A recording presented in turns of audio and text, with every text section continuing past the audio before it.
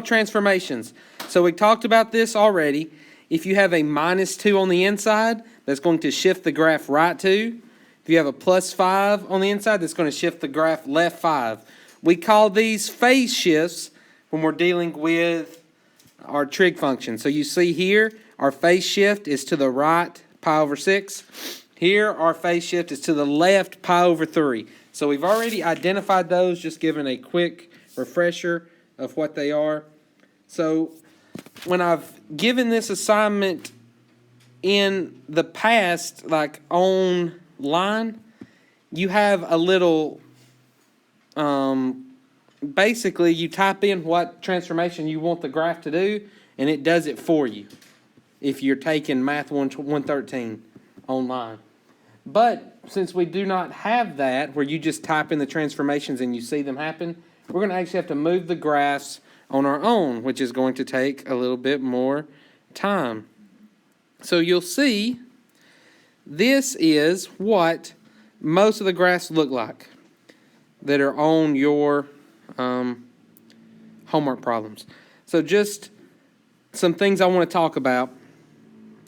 So you'll see our y's are always integers.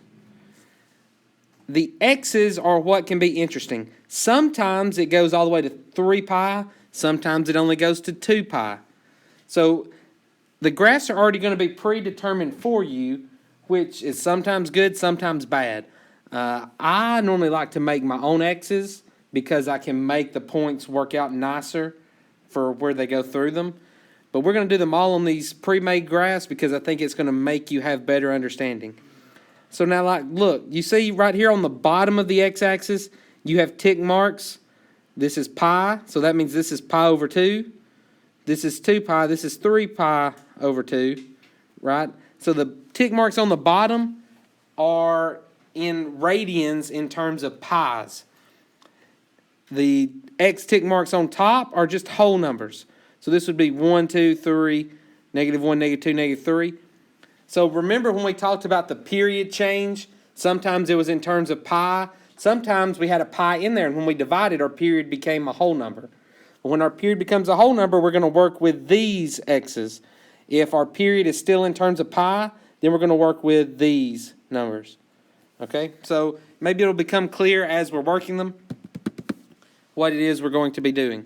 So right here's the first problem. It tells me to graph and state the 5 key points for y equals sine of x minus pi over 4. Okay, so here's our first one. Graph and state the 5 key points for y equals sine of x minus pi over 4. So what we're going to do with all these is first we're going to state the key points for each graph. So this is our sine function. So our 5 key points for sine function. It starts at the origin, 0, 0, and then we go up, back through the x-axis, then we reach our minimum value, and then we complete one cycle. So 0, 0, pi over 2, 1, pi 0, 3 pi over 2, -1, 2 pi 0. So, like I said, people like to see these differently. If you wanted to graph that original function, it would look like this. Right, I put those points, 0, 0. This is pi over 2 right here, so I would go to pi over 2, 1, which would be here. And then I've got pi 0, 3 pi over 2, -1, 2 pi 0, and then this pattern continues, right? So we would go up at 5 pi over 2 to 1, and then at 3 pi, we're back here. And so you can just kind of fill in that pattern as you go throughout. So that's my original sine function.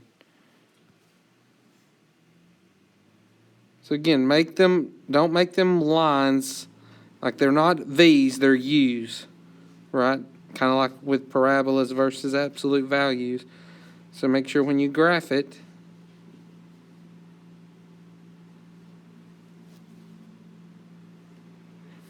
okay, now one thing that's different with sine waves from normal graphs, you know when we graph lines and parabolas, you normally put arrows to signify it goes in that direction forever.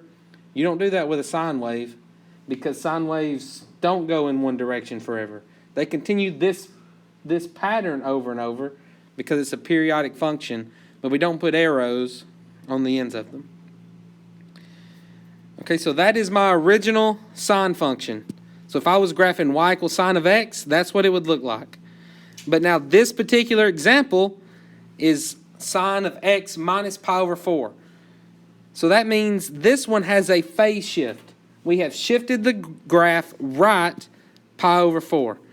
So it has a phase shift of pi over 4, which means I'm going to add pi over 4 to all of my x values. So where this used to be 0, 0, let me move this over. Give me just a second. So when I used to have 0, 0, now I have pi over 4, 0. Because I'm adding pi over 4 to all of my x's, because I'm shifting right pi over 4. Instead of pi over 2, I'm going to have 3 pi over 4, 1. Instead of pi, it's going to be 5 pi over 4, 0. Instead of 3 pi over 2, that is 7 pi over 4, negative 1. And instead of 2 pi 0, that's going to be 9 pi over 4, 0. So what this has essentially done, it's shifted the graph right pi over 4. So remember, each of my x tick marks represented pi over 2. So pi over 4 would be halfway between 0 and pi over 2. So when I used to be at 0, 0, if I want to go to pi over 4, 0, that's now halfway between the origin and pi over 2. So for my new graph, I would have pi over 4, 0 would be right here.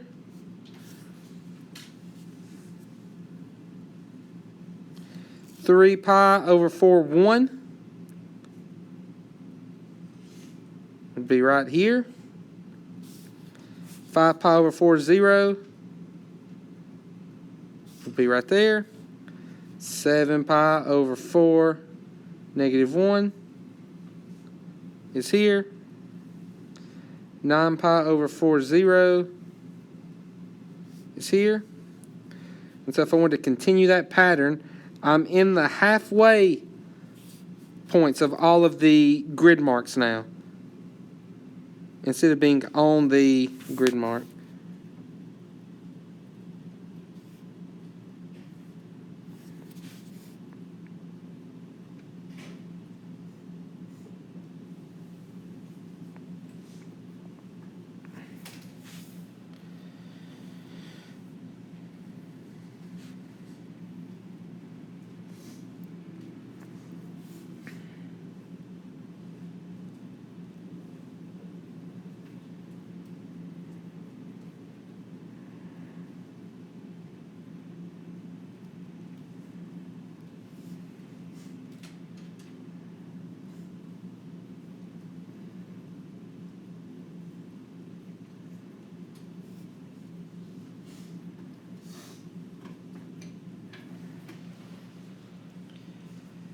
And so the red would be my answer,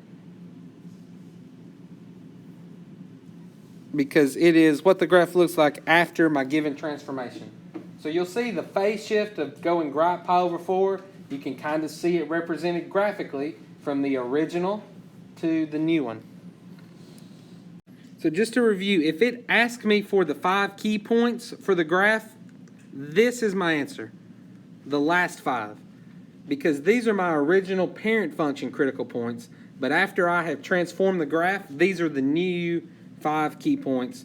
So these would be my answers when it asks for those. And I'm pretty sure when I look at my homework, it'll like ask you. It'll say pi over 2, 1 became what? Okay, well pi over 2, 1 was here. It became 3 pi over 4, 1. right? You can line them up exactly what transformed to where. Okay, so looking at the next one, I have to graph and state the 5 key points for y equals cosine of x plus pi over 6. So first thing we want to do is identify my original cosine points. So while sine starts at the origin, cosine starts on a mountaintop. So it starts at 0, 1. So then it's got to go down to 0, and then it has to reach its minimum value. Then it has to come back up to 0, and then it's going to complete one full cycle at 2 pi and be back to 1. So like I said, the more you do these, it'll be second nature figuring out what the critical points are for each one. So this one for cosine, there they are. Now, what transformation has occurred here? Well, we're adding pi over 6 on the inside. So that, again, is a phase shift. So we're going to go left pi over 6, which means we need to subtract it from all of our x values. So when I go through my critical points, what used to be 0, 1, I now need to subtract pi over 6. So it's at negative pi over 6, 1. What used to be at pi over 2, 0. When I subtract pi over 6, that's going to be 3 pi minus pi 2 pi over 6. Pi over 3, 0. Now if I subtract pi over 6 from pi, that's going to give me 5 pi over 6, negative 1. If I subtract 3 pi over 2, that becomes 9 pi over 6, 8 pi over 6, 4 pi over 3, 0. And then 2 pi, if I subtract pi over 6, would be 11 pi over 6, 1.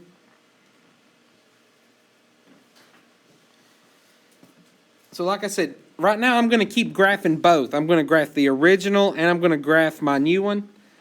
You don't have to always graph the original, but I think when we're early on, to make sure we see what's happening with the transformations, it's good to see both of them.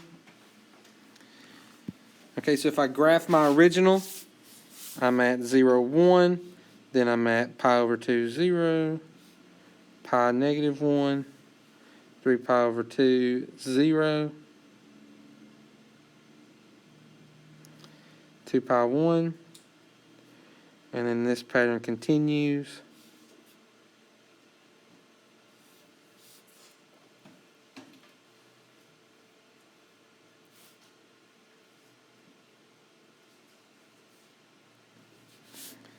Okay, so here's my original graph of the cosine function.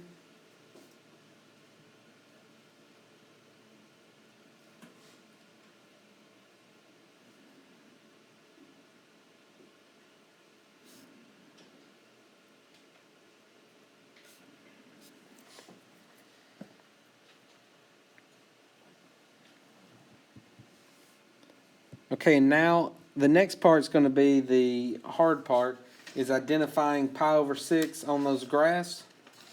So I know each tick mark, each line is on pi over 2 for these. And I'm just looking at how your homework does it. It looks like your homework is going to be pretty nice to you. That if you need more lines, vertical lines, that it's going to have them on there. So anyways, so if I'm going pi over 2 and I need to get to pi over 6, then I think about, okay, well, 2 times 3 is 6. So to get to 6, I need 2 little tick marks between each one. So like, for instance, now then if I'm looking at the blue, this could be pi over 6, 2 pi over 6, and then 3 pi over 6 still lines up there. So 4 pi over 6, 5 pi over 6, 6 pi over 6, or pi. Does everybody follow how I'm doing that? Maybe, maybe not. So if I'm going to negative pi over 6, 1, I'm going to go a third of the way from each line because I'm dividing them into more thirds. The last one we did halfway because we were looking at pi over 4. But pi over 6 is a third of the way. So negative pi over 6, 1 would be right here. Pi over 3, 0 would be right here on this tick mark. I don't know if you can, I'm trying to make it. And then 5 pi over 6, negative 1 would be here. 4 pi over 3, 0 would be here. And then 11 pi over 6, 1 would be here. So we're going 2/3 of the way on each one of these.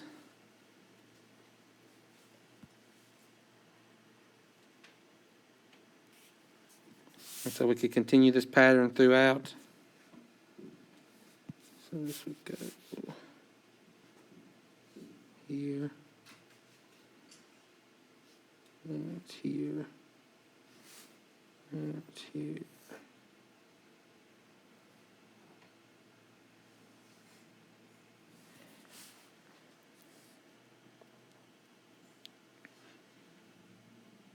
Okay, so then when I graph my new one,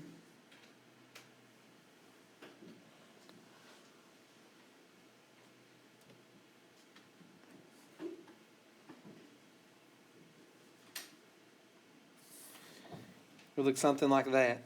So you'll see like where this used to be the mountaintop here, you can see it's moved left pi over 6 for each one of them. And you can also tell that I'm not a very good drawer of this. This is always my least favorite part. I'm not a big graph drawer. But I'm trying to do my best impression because I know all the girls in my grade drew all these wonderful graphs with all their colored pencils. And it helped them understand it. And that's just not my, obviously not my gift, as you can all see. Okay, so this first one, I'm not going to graph it since it's already graphed for us. You see they have y equals sine of x plus 1. What I am going to do is I'm going to go through the critical points and how we find those.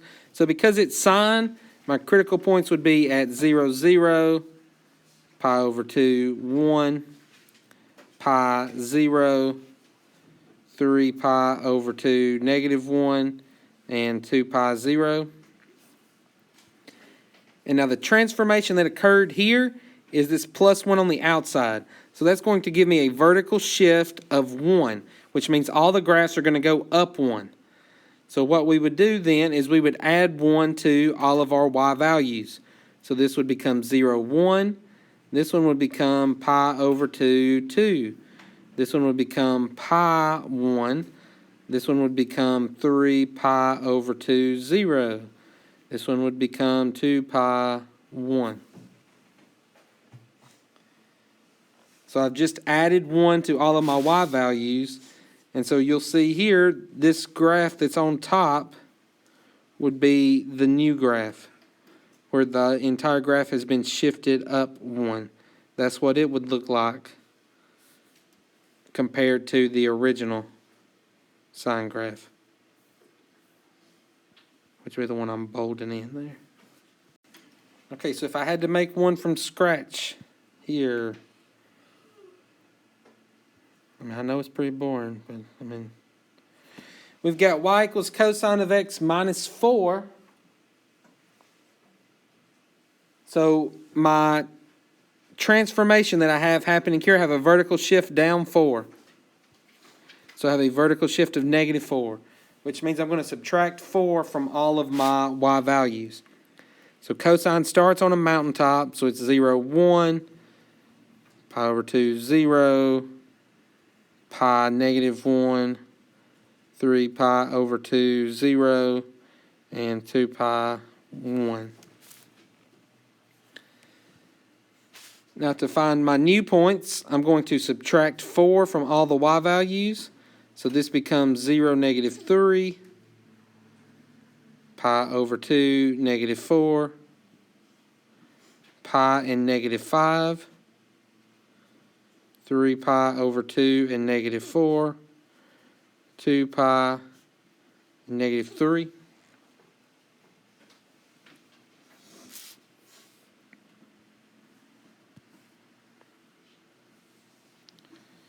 Okay, so again, if I graph the original, I get 0, 1, pi over 2, 0, pi negative 1. This pattern continues.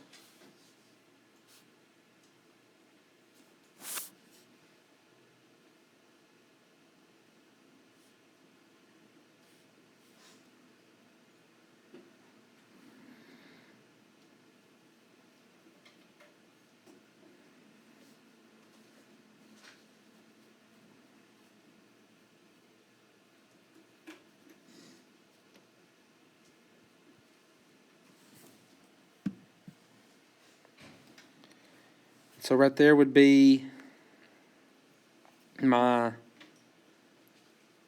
original graph. Now to graph the new one, I would go to 0, negative 3. Plot that point. Pi over 2, negative 4. Pi, negative 5. 3 pi over 2, negative 4. 2 pi, negative 3.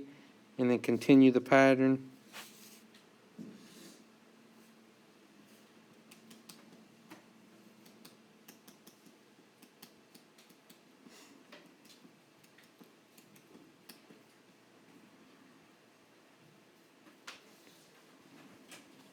So this is what a graph of a vertical shift looks like. I've literally just moved the graph down 4. The mountaintops are still where they used to be. The valleys are still where they used to be. It's not stretched or compressed. I'm just moving the graph down 4 units. Okay, so now look at this one. Graph and state the 5 key points for y equals cosine of x plus pi over 4 plus 3. So now I have 2 transformations occurring on the same graph. So as we go through the order, between these, we want to do any phase shift before we do vertical shift. So we're going to adjust for this phase shift first, and then we're going to do the vertical shift second. So since it's cosine, I'm going to start with my cosine critical points, which are at 0, 1, pi over 2, 0, pi negative 1, 3 pi over 2, 0, and 2 pi, 1.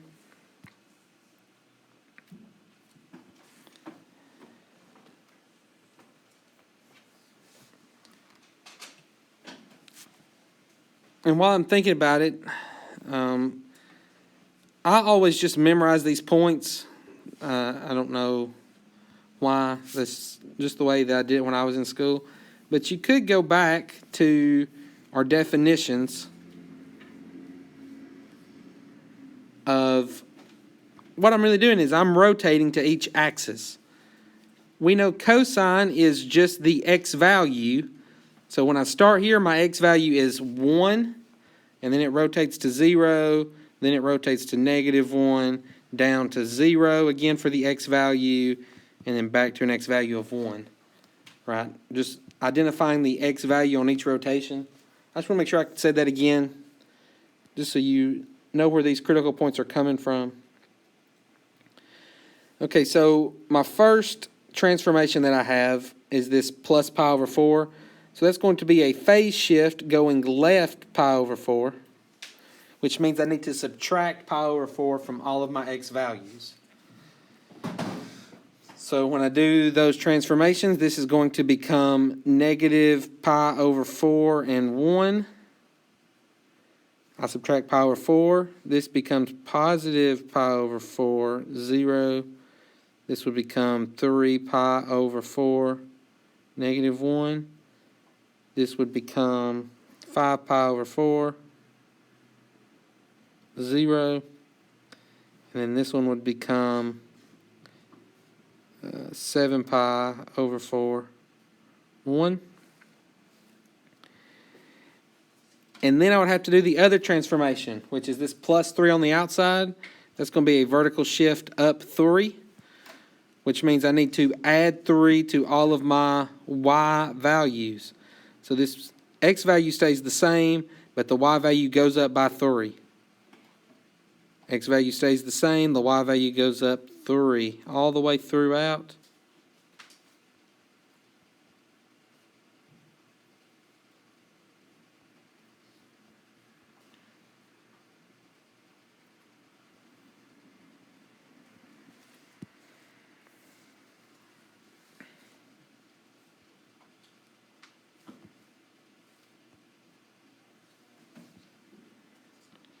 Okay, so if I graph these, I'm still going to graph all 3.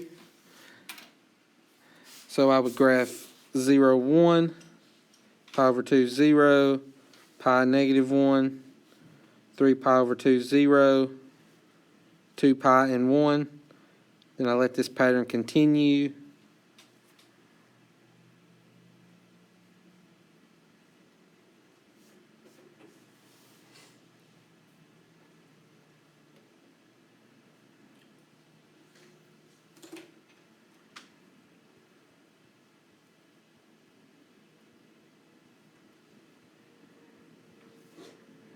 Okay, so that's my original. Then the next one shifted left pi over 4. So again, each one of my bars represents pi over 2. So I'm going halfway with each one. So I'm going to move each one of these left by pi over 4.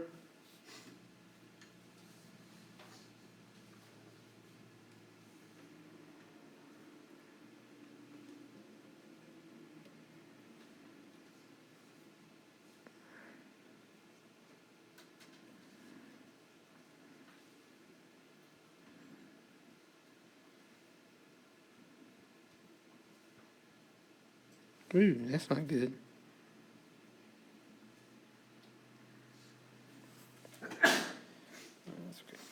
So the red graph there is everything shifted left pi over 4.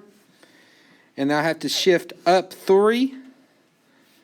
So now I'm going to be at negative pi over 4 and 4. I'm going to go to pi over 4 and 3. 3 pi over 4 and 2. 5 pi over 4 and 3, 7 pi over 4 and 4, and then just continue the pattern.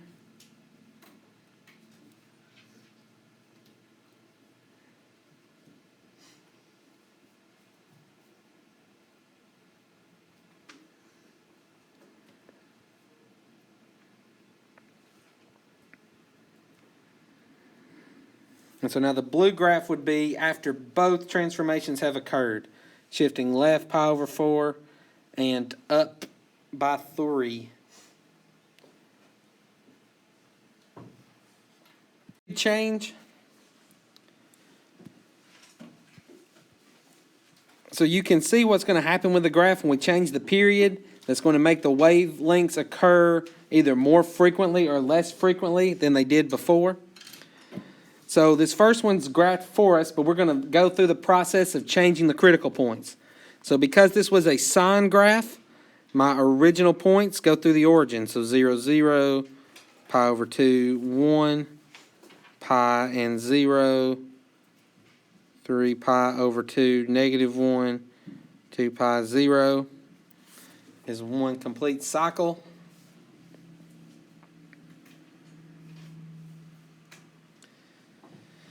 Now, again, I told you this is the one that messes up people the most. So, this 3 on the inside that's being multiplied, my original period for sine is 2 pi. But if I want to find the new period, I take the default and I divide by whatever was being multiplied by alpha. So because, let me do this the other way. So because my default period was 2 pi, and then I was multiplying by 3 on the inside, I divide by 3 to find my new period, which is 2 pi over 3. And again, that changes the x values because it's on the inside. So what we do to the critical points in order to find the new period is I take all of these originals And I had to divide by 3 to find the new period. So I'm going to divide all of these x values by 3 to find the new x value. This is how you'll know if you've done the period correctly. This used to be one full cycle, was all the way to 2 pi. But now we want the cycle to end at 2 pi over 3. So this last x value should match with your period every time. That way you can know, hey, I'm doing this correctly or I'm not. So when I go through the process here to find the new x values, I'm dividing them all by 3, the x values. So right here, this x value stays the same. When I divide pi over 2 by 3, it becomes pi over 6. When I divide pi by 3, it becomes pi over 3. When I divide 3 pi over 2 by 3, that becomes 3 pi over 6, which reduces to pi over 2. And then when I divide 2 pi by 3, I get 2 pi over 3. And so you'll see this last x value matches up with the period.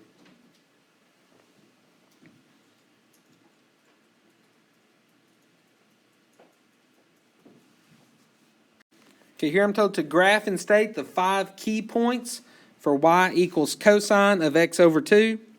So first thing, because it's cosine, I'm going to write down my cosine critical points. It starts on a mountaintop, so it starts at 1.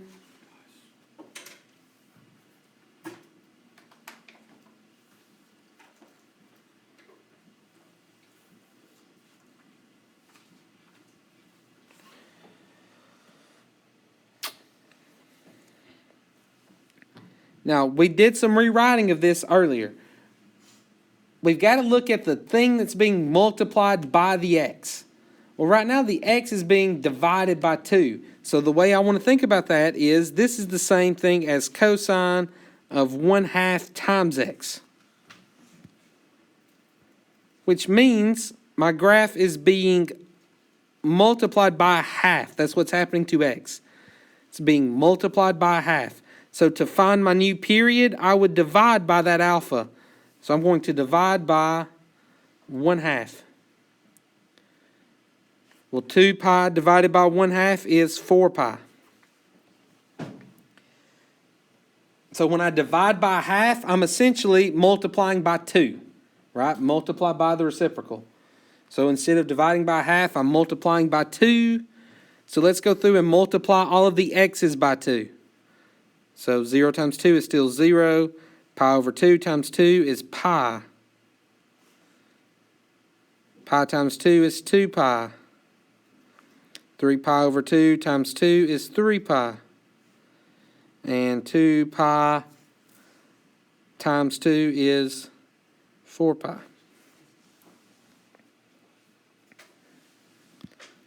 So now when I graph this, my original points, and sorry, I've got it all tied up funny that you can't see them and me graph at the same time. But you should be able to see it on your paper. That's 0, 1, pi over 2, 0, pi negative 1, 3 pi over 2, 0, 2 pi 1. Then I continue the pattern.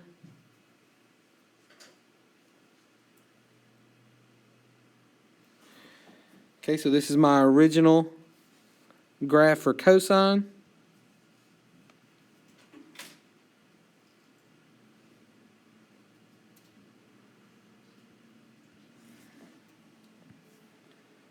Okay, then when I graph the new points, 0, 1 is still 0, 1. So that point did not change. But now I go to pi 0, which would be here. 2 pi negative 1, which would be here. 3 pi is 0. And then it's just off screen, but I'm going to go ahead and graph it. 4 pi and 1. Because that's one full revolution, right? And so then if I follow the pattern out, which this one may be a little bit harder for you to realize the pattern, but we're skipping 1.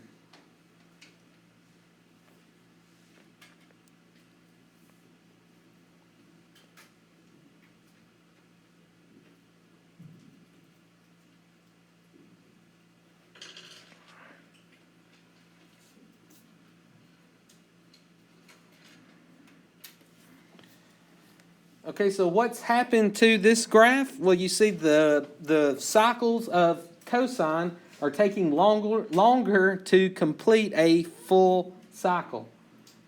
That right here we completed a full cycle between here and here, but now between here and here we still haven't completed a full cycle. It would take us going all the way to here to get one full cycle through. This is the order we go through when we do all of our transformations at once. So we haven't had a big crazy problem with a lot of transformations, but you remember how we had to practice getting the B out front. So you'll still have to do that, but you want to change the period first, change the amplitude and reflect it secondly, shift the graph left or right third, shift the graph up or down fourth. So if you do some of these on your own tomorrow, that's the order you need to complete them in.